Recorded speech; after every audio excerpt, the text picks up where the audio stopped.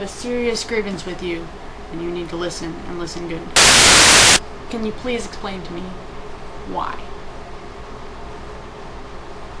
Why did you make Lotus without aloe? For something like 3 or 4 waves of toys, all Hasbro put out were nothing but repaints. Just repaint after repaint of nameless characters that nobody had ever heard of, nobody cared about or was interested in. You know, until of course they decided to actually put Blossom forth in the show and saw her character, the actual toy popularity, you know, just explode. Then you realize, oh, maybe we should, you know, make characters that are in the show. I commend you for figuring that much out. Once again, I have been set with the task to clean up after Hasbro's mess. Just like when I had to, you know, make Gummy and Aloeicious and Opalescence as pets because Hasbro couldn't get it through their heads that maybe they shouldn't just make random pet characters, maybe should they actually use the pets from the show. Point is, once Hasbro was presented with an opportunity to make a character who is literally a repaint of another character, why didn't they do it? What was so hard about making a repaint? Like, I know what's hard about making a repaint. And that's the thing that annoys me the most, is because it's not hard for Hasbro to make repaints. They've shown that over and over again. That's what they want to do all day, is make repaints.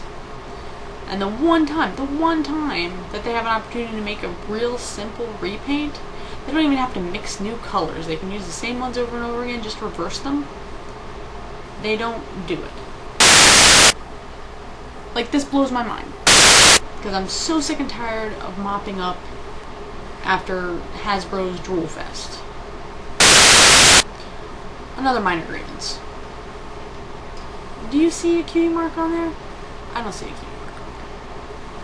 I understand that different generations of My Little Pony have, you know, alternated between having the cutie mark on one side or the cutie mark on both sides, but this generation is clearly established, especially in the cartoon, which you're basing your toys off of, that there's a cutie mark on both flanks, and you still only do one. Would it really cost that much money to print one on the other side as well? And that's another thing. Hasbro, if you're not going to do the repaint, if a custom artist has to do the repaint, do you know how much of a pain in the ass it is to match these colors?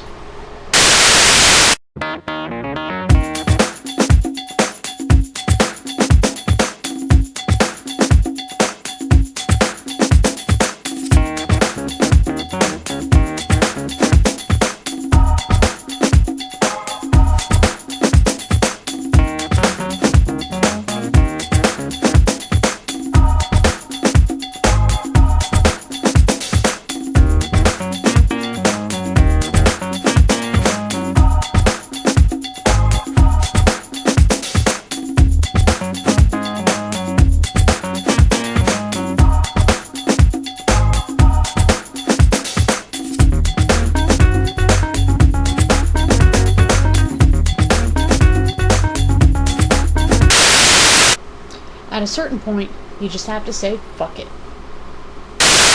And then people wonder why I perpetually have paint all over my hands. But, as usual, I'm following behind Hasbro, cleaning up after their mess.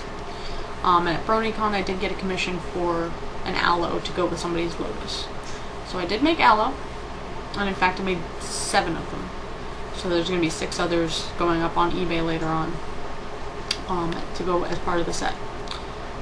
It was kind of a struggle, but I think I got the colors pretty close. But I think they turned out okay. But this is a simple repaint. That's all she is. There are literally 2 characters that are made like they're a godsend for you, Hasbro, because they're just 2 characters that are repaints of each other. And I know how much you love making repaints. At least they've started to correct that and started to make new molds. And I understand making a new mold is a huge time investment, a a huge financial investment. Like, that's something to be commended. I'm glad you started making new molds. But when you made the new molds, a simple repaint of a character that's actually in the show, what was so hard about that?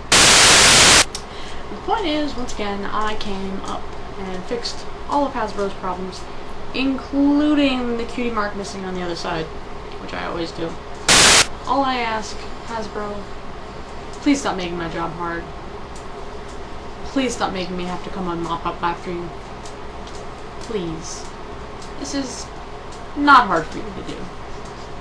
I know this isn't hard for you. So please, stop making it hard for me.